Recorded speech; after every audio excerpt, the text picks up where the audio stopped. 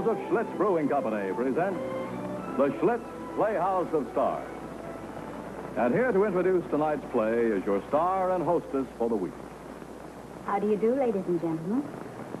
This is your Schlitz Playhouse of Stars, and I'm Wanda Hendricks. Our story this week proves a very important point of living. No matter what has gone before, what our age or circumstance, there's always hope for a new beginning if we look for it. And now, let me show you where I live in the story.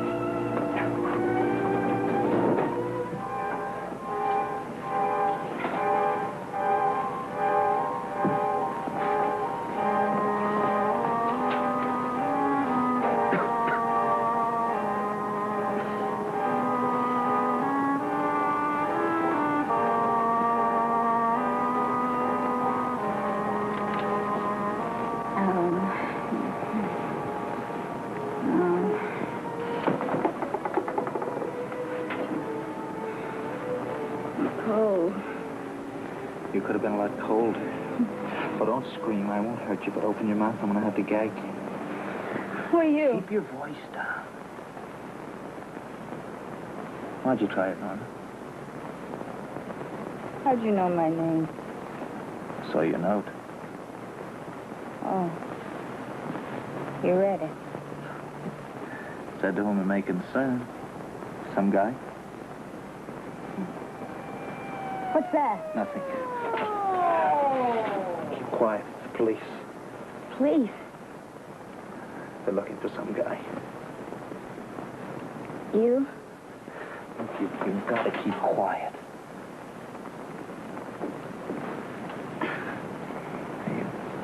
Do you want some water or something? How about coffee? I'd like some. Sure. In the cabinet by the table.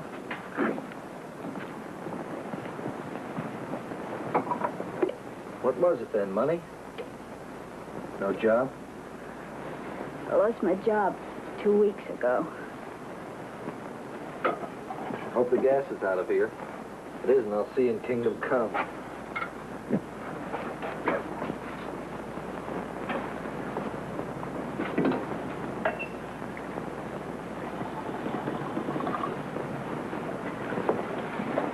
Here. Thanks. Feel better? What'd you do? What? Why are they looking for you? I'm a thief.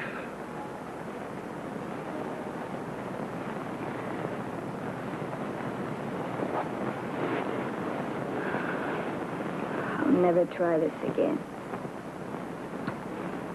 It's horrible breathing that stuff and waiting to go to sleep. Yeah. Well, couldn't you get another job? No, I'm not trained for much. I used to work at Brunson's. The floor walker never did like me. No boyfriend? No, I hardly know anyone here. It's hard to meet people in New York. It's a lonely place. Yeah, that's right. I guess it wasn't just being out of a job and almost broke that made me want to do it. 95 cents is broke. You know what I do when I'm down? The check doesn't last till payday. I get up early and I go up to Central Park and I watch the sun come up from there and everything seems different. Just like that. Really? Sure. Air in your lungs, that's all you need. Look, I got a little money and I just, well, you had to... Is that what you stole? That's it. Pretty, isn't it? How long have you been a thief? 2 hours and 10 minutes. What is it? It's Mrs. Callahan, dear, from the police. What do you want? The officer here is looking for a burglar, miss. Have you seen anyone or heard anything? No, just the sirens and the noise outside. There, you see, I run a respectable house. You wouldn't be finding any burglars here. Thank you, miss. Sorry to disturb you.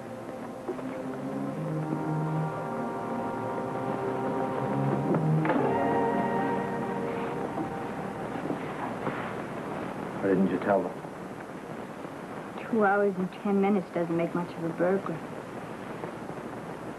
You better sit down. I'll pour the coffee. I'm fresh out of cream. Can you use it black? Sure, that's fine. You know, I feel like you do. I couldn't do what I did again either. Why, you out of a job? Oh, no. It's not much of one, but I got a job. I drive a cab. That's where I saw that bracelet on that lady. Picked her up in front of an apartment on East 73rd and took her to another on Park. Is that when you did it? No, a little later. She had several packages she asked me to take them in for. Right into the apartment. Oh, what a swell layout. Money, that's all I could see. And the bracelet got hooked on the string of one of the packages she was carrying. She didn't even see it fall. There it was, right in front of me. It was too easy, I guess.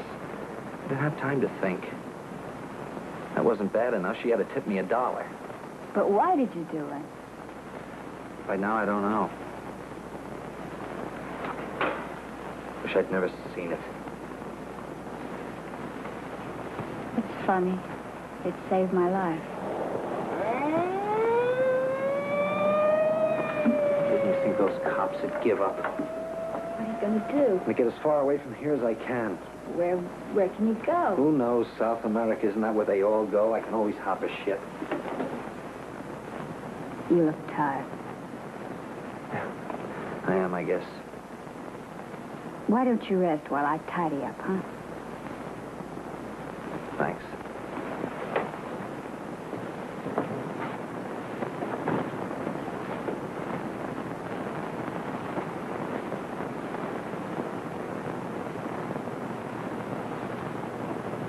No, I'm sorry, ma'am. You'll have to make that sort of complaint in person.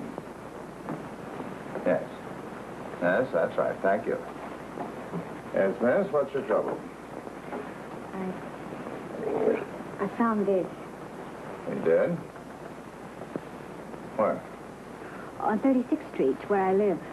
I was walking along by the curb, and I happened to look down. There it was shining up at me, so I picked it up. I could see that it was valuable, so I thought the best place to bring it was here. Yes, you did right. Now, what's your name? Norma Bailey. Bailey. The address? 210 East 36th Street. Just a minute. Lieutenant Miller, could you step out here a moment, please? Married? No. Employed? No, I'm out of a job. I'm looking for work. Lieutenant Miller, this is Norma Bailey. Well, how do you do, Miss Bailey? Says you found this in the gutter on 36th Street. Oh? What do you think? Could be. Well, Miss Bailey, when did you find this? Just a little while ago. Since I talked to you? Yes, I couldn't sleep, so I figured if I could find a delicatessen. Possibly you found this right in front of your house. Oh, no, 2 houses down. I see. Did you give Miss Bailey a receipt? In just a moment. Oh. Thank you for bringing it in, Miss Bailey. You've been a good citizen. Thank you. Thank you. Put a tail on her.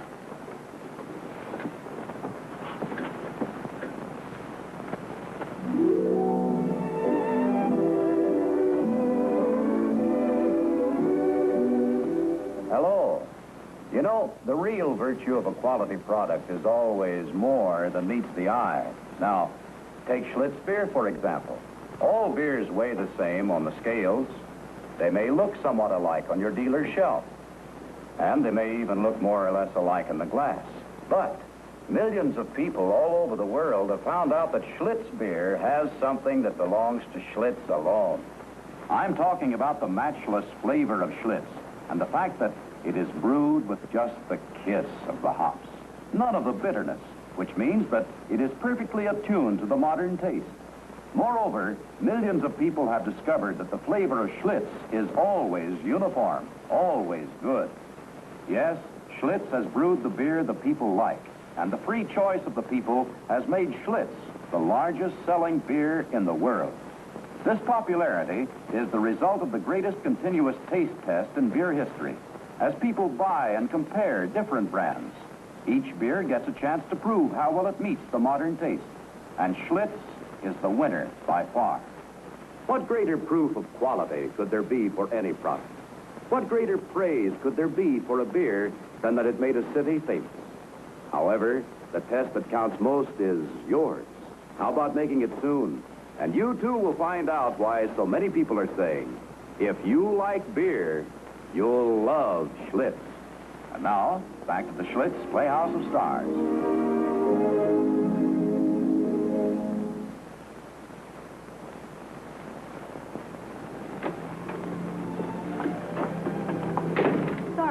It's only me. Holy smoke, it's daylight. I gotta get going. Oh, we'll still have time for breakfast. I got us some donuts. You looking for something? Yeah, the bracelet, where is it? No, you can just stop looking. Because they've stopped looking for you. What do you mean? You didn't hawk it. Sort of. New York Police Department property receipt. Received from Norman Bailey, 1 diamond bracelet. Sergeant Patrick. You never know what you've done. We better hurry. We'll just have time for coffee. The sun will be up before we get to Central Park. No donuts? Open up, please.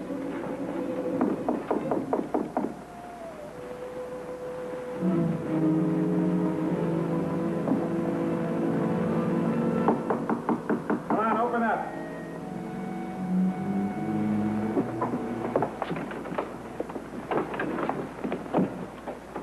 Get your hat and coat, young lady. What do you want her for? She had nothing to do with anything. You could tell Lieutenant Miller all about it. Is this your coat?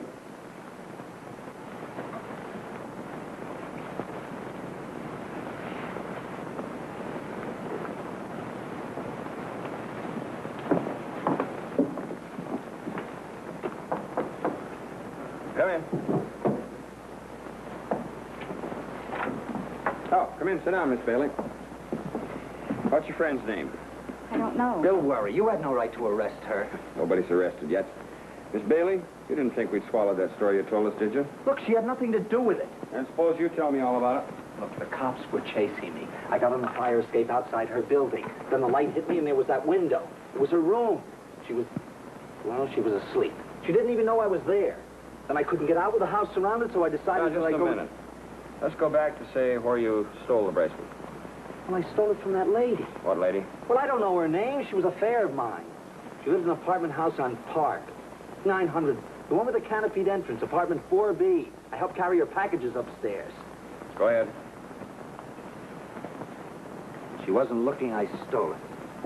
She must have seen me take it. She got the cops on me soon enough. And then you ran. That's right. I ran. I ran all right. And I saw the fire escape, and I thought I could get away. The searchlight found me, and I had to get out of there fast. So you ducked into Miss Bailey's window. That's right. She'd never seen me before in her life. She didn't even know I was there. That right? Will you make a statement and sign it? Yes. If you let her go. All right, Miss Bailey, you can go. But he's not a real thief, officer. He's never done anything like this in his life. That's why I brought the bracelet back, so he'd have a chance to. I'm sorry, kids. It's all right, Norma.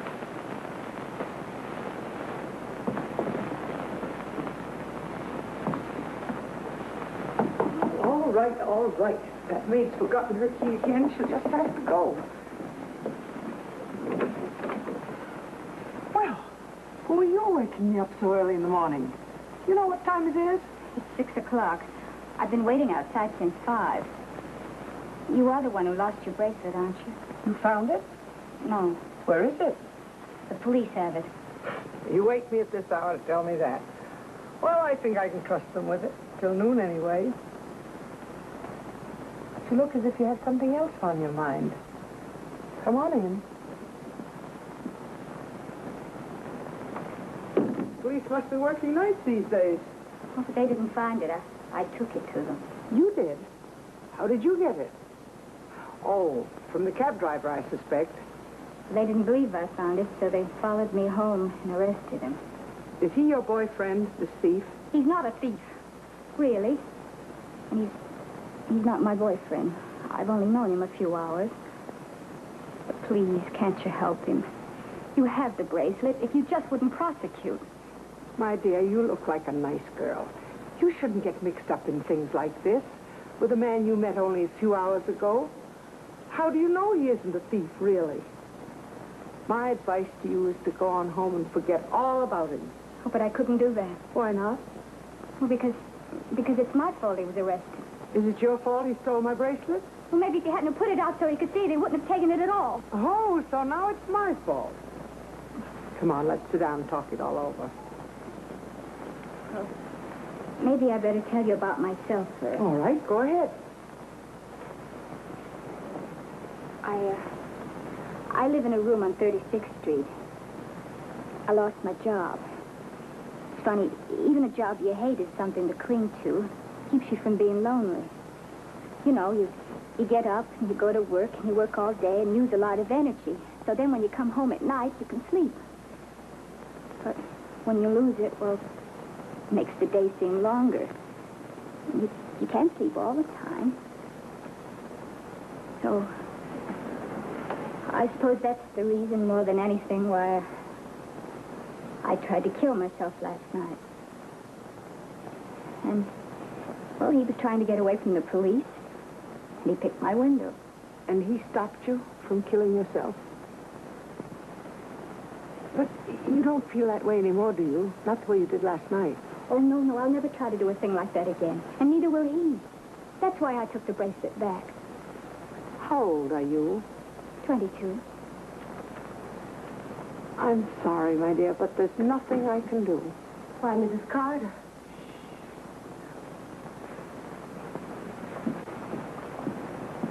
My husband was a lawyer. When you live with a man 40 years, you find out a lot about his profession. There's nothing, believe me. I know. The police wouldn't let me even if there were a way. Now, he's admitted the theft, hasn't he? The law is very specific. He's made his bed, and he'll have to lie in it. I'm sorry. I wish there was something I could do.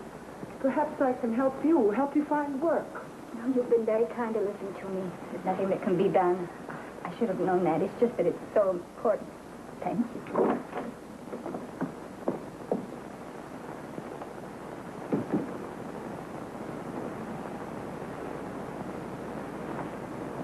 Your tea, madam. Thank you. Shall I pour it for you? No, thank you.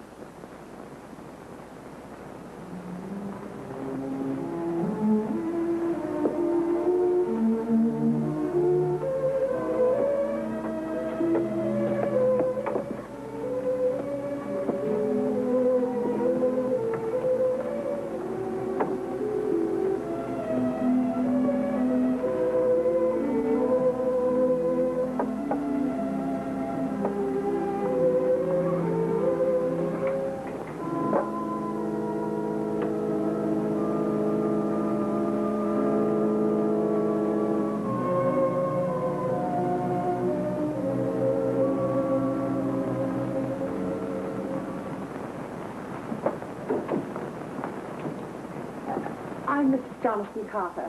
Lieutenant Miller Is expecting you. Would you go in, please? Thank you.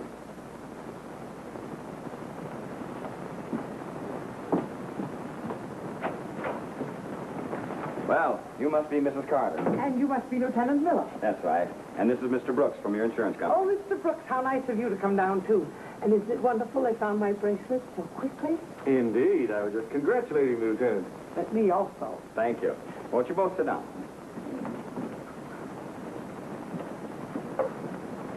Now then, Mrs. Carter, is this your bracelet? Yes, it is. Oh, perhaps you need this for evidence or something. Yes, I do. Thank you. Now, Mrs. Carter, I'd like to have you identify the suspect and sign a complaint if you've no objection. I saw him just now outside. Here you are. May I read this? My husband always insisted that I read anything I was going to sign. Go right ahead. He's a cab driver, wasn't he? Yes, XGI. Good record up to now. I spoke with the superintendent where he works. Hey, what are you doing here? I couldn't stay away. I don't know what I thought. Got a cigarette? No. Wait a minute. Officer, may I have a cigarette? Of course. Thanks. Oh, not to me. May I borrow the matches? Sure. Thank you. She's inside, that lady. Mrs. Carter? Yes, I guess she's going to identify me. Don't know what they need that for. Bill, I went to see her. You did? Why? Well, I thought maybe she could help, but she says there's nothing she can do. She's right. There's nothing anyone can do. I confessed. All right, Worry. You can come in. You back there again? You may as well come in, too.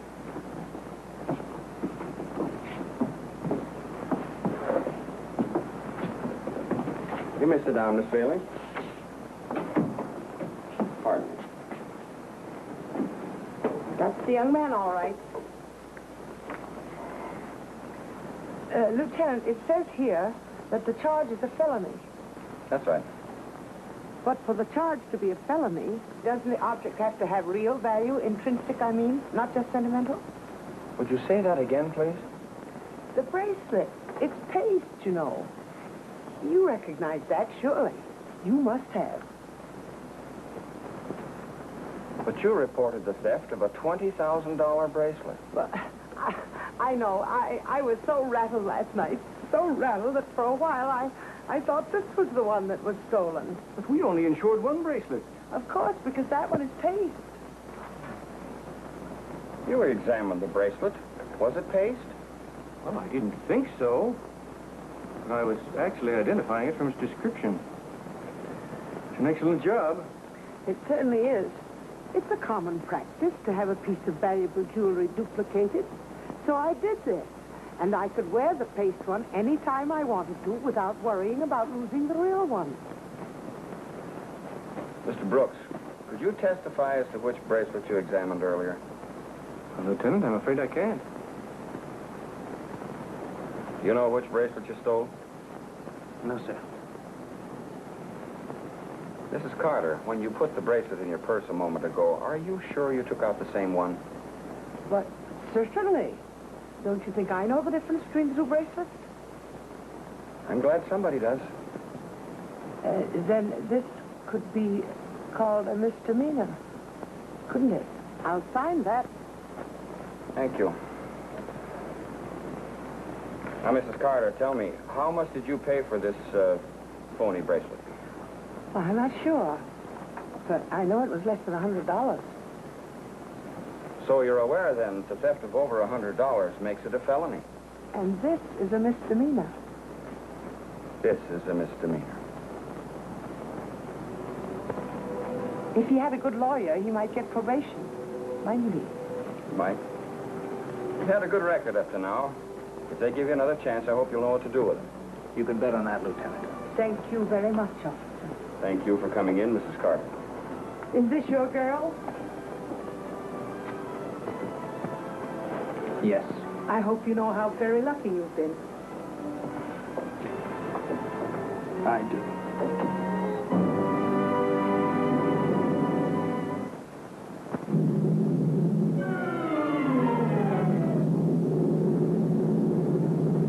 If you like beer, you'll love Schlitz. And here once again is the star of tonight's Schlitz Playhouse of Stars. And so, the end of our story was really the beginning. A fresh start for two young people whom I hope you like. We certainly have enjoyed playing it for you. This is Wanda Hendricks saying thank you for watching and inviting you back next week. Same time, same station, for another performance of the Schlitz Playhouse of Stars.